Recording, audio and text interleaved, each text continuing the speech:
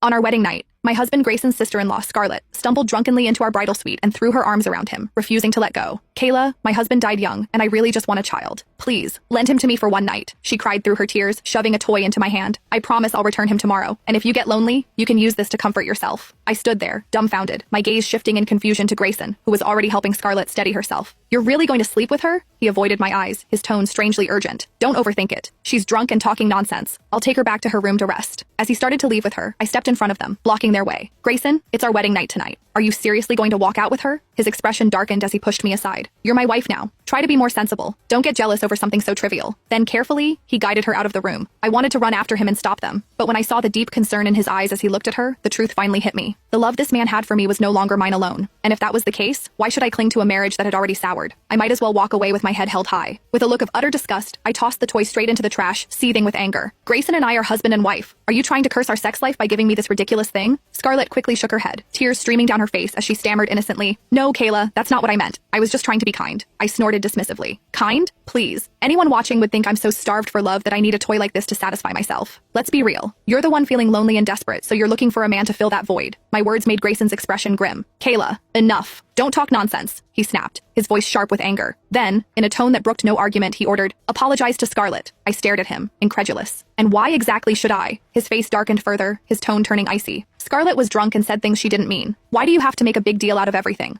If you don't like what she gave you, you could have just returned it. Throwing it away is disrespectful. You're being petty, Kayla." I almost laughed from sheer disbelief. I was his wife, yet every word out of his mouth was in defense of Scarlett. Whenever I tried to warn him to keep some distance, he would brush me off and call me jealous. Once, a friend even pulled me aside, saying people were starting to talk about how close they seemed. So I told them, right to their faces, to stop being so affectionate in public, or people would think something improper was going on between them. Scarlett had only cried pitifully, acting wronged, and Grayson had immediately turned on me. He accused me of spreading rumors and ruining her reputation. He always took her side, scolding me for being narrow-minded and dirty-minded. "My brother asked me to take care of Scarlett before he passed away," he said coldly. "I gave him my word, so of course I'll be good to her. You, on the other hand, really need to clean up your thoughts." Every time his words hit me hard, I'd tell myself maybe I was overthinking it. So over the years, the person who spent the most time by his side wasn't me, it was her. Scarlett always looked so lonely, so pitiful, but I knew better. Behind that fragile facade, she was vicious. She had secretly sabotaged me time and time again, cutting up my evening gown before an important event so I'd embarrass myself in front of everyone, drugging me with sleeping pills so I'd miss the design competition, even pretending to trip so she could make it look like I had pushed her. And every time, before I could even speak up, Grayson would rush to her defense. "Don't overthink it. Scarlett didn't do it on purpose." And his gaze on me would always be filled with irritation and disappointment, as if I were the one in the wrong. Out of respect for the 7 years we'd been together, I'd always chosen to back down. But now, on our wedding night, he was actually considering spending it with her. It wasn't just her invitation, it was an insult to me. I refused to take it anymore. He didn't even bother to hide his impatience as he said, "Enough, just go to bed. I'll come back in the morning." I stared at him, disbelief clouding my face as he steadied Scarlett by the arm. "You're really going to sleep with her?" He avoided my eyes, his tone urgent. "Don't overthink it. She's drunk and talking nonsense. I'm just taking her back to her room."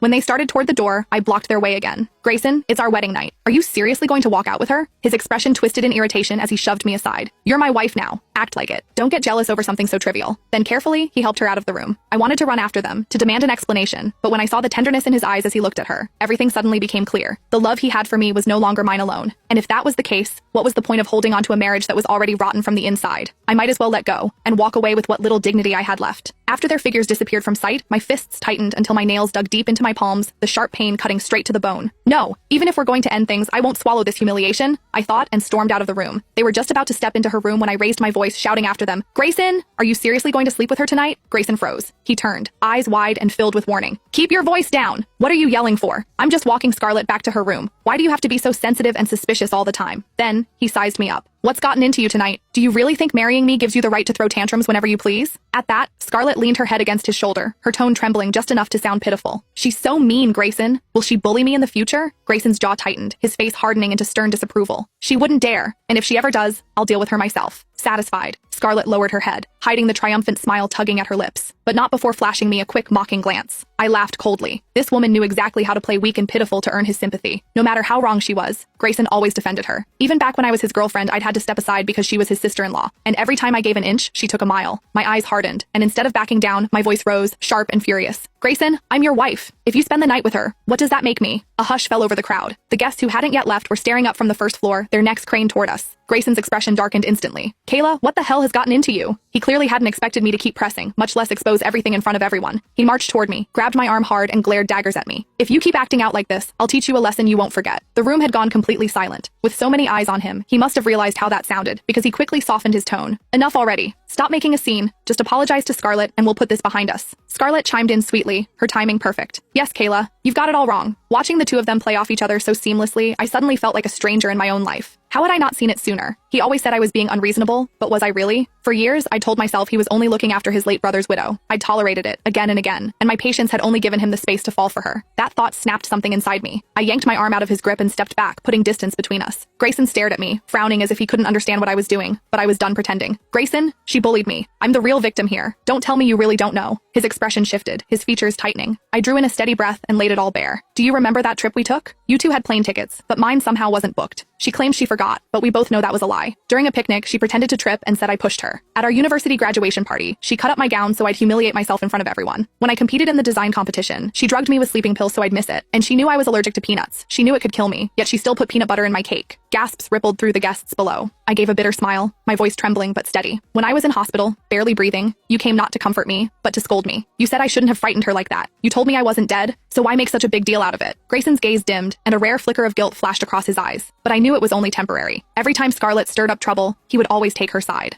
I looked him straight in the eye, my voice calm yet firm as I spoke each word clearly. Since you think I'm petty and unreasonable and you're afraid I'll bully her, let's get a divorce. Grayson froze, utterly stunned. He hadn't expected me to bring up divorce on our wedding day, and for a moment, he couldn't even react. It was Scarlett whose expression shifted first, tears welling up in her eyes before she burst into sobs. Kayla, please don't be mad. It's all my fault. Watching her tears fall one by one, I felt nothing. If anything, her act struck me as fake. I gave a soft, self-mocking laugh. I wouldn't dare be mad at you. She choked out a sob, her voice trembling as she launched into another pitiful monologue. No, you are angry. Otherwise, you wouldn't be talking about divorce. Don't blame Grayson. He's only worried about me. It's just, I've had such a hard life. My husband died not long after we got married, and I've had no one to depend on all these years. Grayson is only looking out for me because of the promise he made to his brother. Please don't misunderstand him. It's all my fault for drinking and saying stupid things. I never meant to hurt you. If I did, I'm sorry. Her words didn't move me. I only watched her coldly as she performed her scene. I'd seen this act too many times before. Every time she started trouble, she'd drag out her dead husband's memory to win sympathy. Yes, she was pitiful, but she could have remarried long ago. Why cling to Grayson and tear apart my marriage instead? After all these years, I'd seen enough to know the truth. She had feelings for him. I used to turn a blind eye, convincing myself he only had eyes for me. When I stayed silent, Scarlett suddenly dropped to her knees in front of me with a loud thud that made everyone around gasp. I'm sorry. It's all my fault. Please forgive me. Grayson's expression changed instantly. He rushed forward to pull her up just as people from downstairs came running up, their voices buzzing with judgment. That's too much. Forcing someone to kneel like that. Didn't think she'd be that petty. Can't even stand her own sister-in-law. Looks like she's got quite the cold heart. I stiffened slightly, but my tone turned icy. This is my family's business. You don't know what's really going on, so keep your comments to yourselves. The crowd fell silent, cowed by the edge in my voice. Grayson, however, glared at me, his tone colder than ever. That's enough, Kayla.